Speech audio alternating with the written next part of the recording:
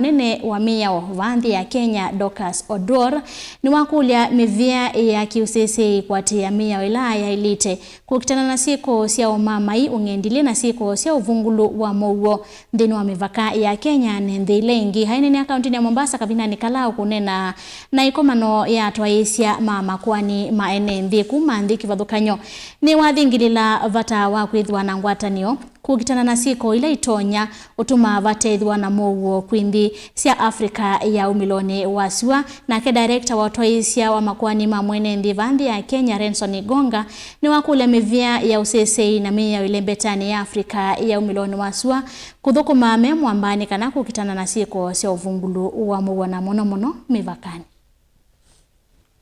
Inene ava akaunti ya Mombasa kavindani kala wa utuvie komano ya twaisya mama kwani ma mwene Nthi kuma Nthi kivathukanyo Oduor ni wathingilile vata wa Mivia ya Kiusesei kuthukuma yimu ambako Kuukitana na Umamai Mivakani na kuikithika na Useseei ni wa Kuatiiya.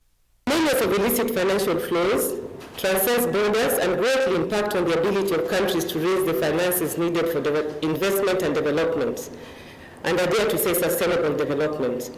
As globalization advances, there is a growing ease with which individuals and corporations can transact across borders. On the other hand, this advancement increases the share of illicit finances tenfold. We must therefore come up with innovative strategies to handle the cross-border financial threats. No watikana vena vata utume iwanzi yasi ya kidigital kuya maukusi ni kana maeke kwa na kutumwa ama mama kwani masioka itina kana kulea kutoiwe ondo Yailite uneni ula kwa tomba ni director munene wa utwaisya wa makwani ma mwene Nthi Ingonga. I believe the conversations around the various topics lined up for the 2 days will trigger meaningful change in our legal fraternity and enhance best practices in handling terrorism, money laundering, and transnational crimes.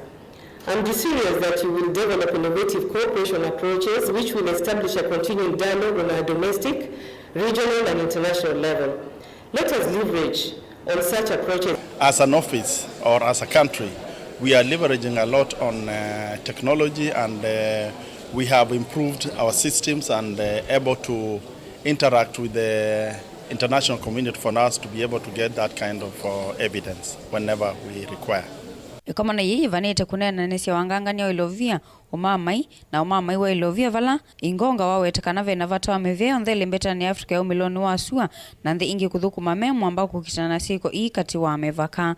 The theme of this conference is about money laundering, terrorism financing, and transorganized crime. These are crimes which are of international nature. They are not crimes that can be tackled by one single entity. That's why we need this kind of collaboration for us to be able to fight those crimes.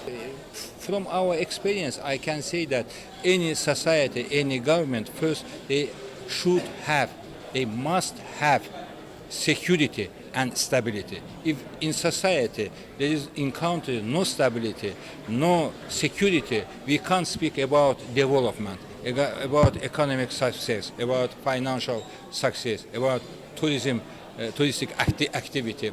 And so, we in my region, we have with other countries of the region, we are taking very serious measures in fighting terrorism, financing terrorism, and money laundering, and other serious crimes. Ilivoti ya vilingi wa Maovisa kuma kaunti ya Mombasa neta wa Angelina Mose.